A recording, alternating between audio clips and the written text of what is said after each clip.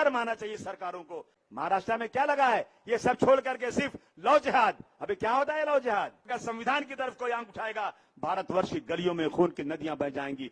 दलितों जागो, जागो वो लोग जिनका रिजर्वेशन है। दुनिया में जितने लोग हैं एहतराम के काबिल, मैं सबको मानता हूं मगर मुस्तफा के बाद। एक लौंडा है नाटा, छोटा सा, नाम नहीं लूंगा, बहुत दिमाग खराब है।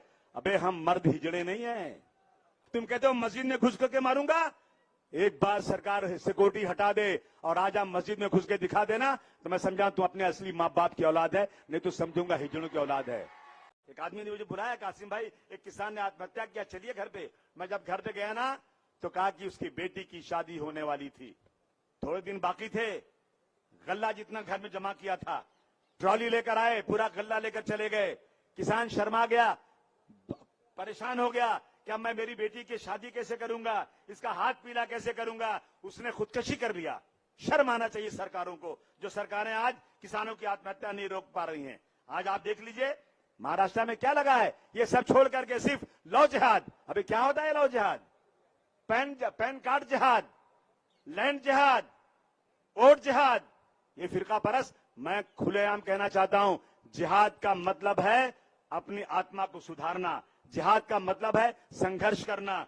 जिहाद ये तुम जो है एक जिहाद जो बहुत ही पाकीज़ा लफ्ज है। मैं फडणवीस साहब को और दिल्ली में बैठे प्रधानमंत्री को कहना चाहता हूं, मैं 100 किताब जिहाद पर दे सकता हूं। जिहाद के किसी को मारने का नाम नहीं है। तुम एक पब्लिक के बीच में गलतफहमी पैदा करते हो। आज 18 साल की उम्र का शख्स कोई कहीं भी शादी कर सकता है, ये इस देश का संविधान है। अगर किसी मुसलमान ने शादी कर दिया, उसका घर तोड़ डालते हो, उसका घर जला डालते हो। ये क्या है? इस संविधान की धज्जियां उड़ाना चाहते हैं। आज वादा करो, अगर संविधान की तरफ कोई आंख उठाएगा, भारतवर्ष की गलियों में खून की नदियां बह जाएंगी। लेकिन हम इस संविधान को मिटने नहीं देंगे इस देश के अंदर। अगर अबू आसिम नाम का शख्स जो एक मजलूम कौम का एक मजलूम बंदा है, आज इस माइक पर खड़े होकर के अपने सबसे बड़े मालिक के बारे में बोलने की ताकत है, तो ये मुझे डॉक्टर भीमराव अम्बेडकर साहब ने दिया है। इस ताकत को कभी हम मिटने नहीं देंगे दोस्तों।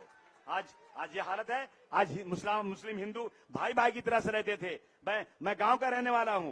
पता है, हम बचपन में देखते थे कि जब दादी रोटी पकाती थी ना, पहली रोटी जो है ना, पहली रोटी एक कौवे को दे दी जाती थी, आखिरी रोटी बाहर खड़े मोती कुत्ते को दे दी जाती थी। और आज ये लोग मुंह से रोटियां छीन रहे हैं। हम बचपन में गांव में रहते थे, नमाज पढ़ के लोग निकलते थे।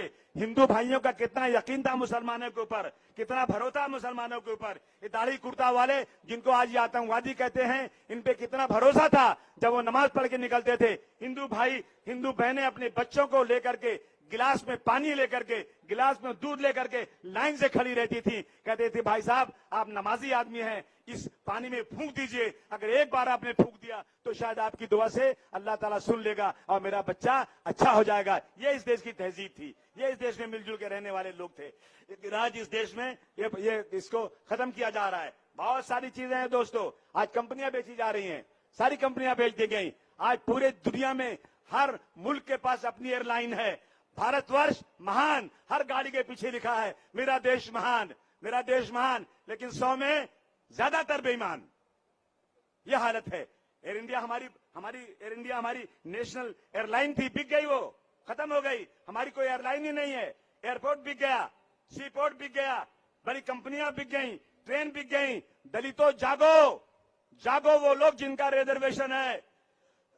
ये मर्द लोग नहीं है, ये पिछले दरवाजे से रिजर्वेशन खत्म कर रहे हैं। अगर रेलवे बिक गया आपका रिजर्वेशन खत्म, अगर एयरपोर्ट बिक गया, अगर अच्छा फ्लाइट बिक गई, कंपनियां बिक गई, इन सब में जो रिजर्वेशन था वो सब खत्म हो रहा है। इसलिए आप लोग जाग जाइए और इस सरकार के खिलाफ खड़े हो जाइए। आज मजहब के नाम पर गाली दी जा रही है।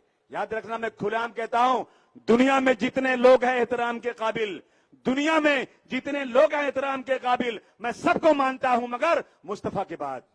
हुजूर सल्लल्लाहु अलैहि वसल्लम के बारे में गलत अल्फाज हम सुन नहीं सकते। हम इस देश में भूखे रहने को तैयार हैं। हमारे बच्चों को नौकरियां नहीं मिलेगी ना, हम सड़क पर खोंचा लगाकर, मूंगफली बेचकर, सब्जी बेचकर, फ्रूट की गाड़ी लगाकर, सरों पर मिट्टियां लाद करके हम अपने बाल बच्चों को पाल लेंगे। लेकिन हमारे रसूलुल्लाह को अगर किसी ने गलत लफ्ज से यकीन किया तो याद रखना हम इसे कभी बर्दाश्त करने वाले नहीं है।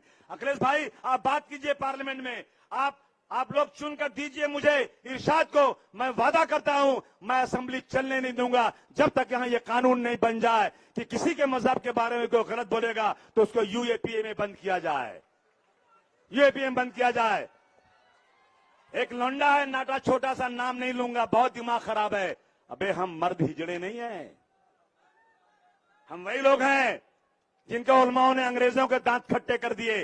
तुम कौन से खेत की मूली हो, तुम कहते हो मस्जिद में घुस करके मारूंगा।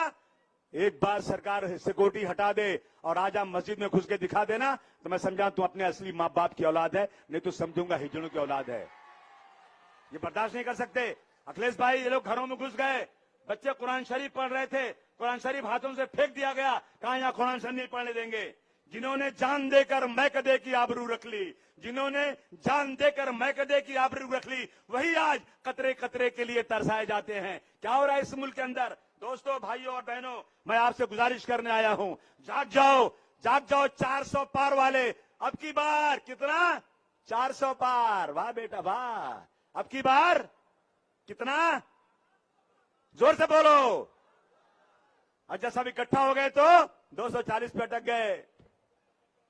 बैसाखी दोनों हाथ में है, 2 बैसाखी है, 2 बैसाखी वाला तो चल ही नहीं सकता है। और अब की बार यहां महायुद्ध, महाविकास अघाड़ी बनेगी।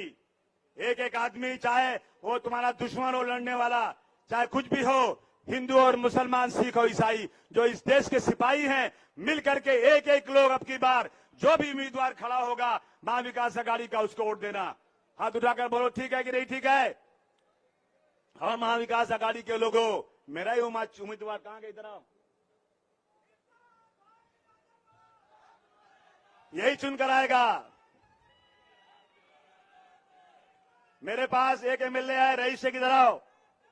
एक एमएलए मेरे पास है अभी, एक मेरा दायां हाथ एक बायां हाथ बना दो, 5-6 चुनकर दे दो। असेंबली में किसी की बाकी ताकत नहीं है जो मुसलमानों के बारे में हम हिंदू मुसलमानों को इस देश में लड़ा सके। मैं आपको वादा करता हूं इस बात का। हम ही को कातिल कहेगी दुनिया, हमारा ही कत्लेआम होगा। हम ही को कातिल कहेगी दुनिया, हमारा ही कत्लेआम होगा। हम ही कुएं खोदते फिरेंगे और वो पानी हम ही पे हराम होगा। हम ही कुएं खोदते फिरेंगे और पानी हम ही पे हराम होगा। याद रखना, मुझे यह डर है कि इस सदी में अगर यही ज़हनियत रही तो न कोई अब्दुल कलाम होगा, न कोई अब्दुल हमीद होगा इस देश के अंदर।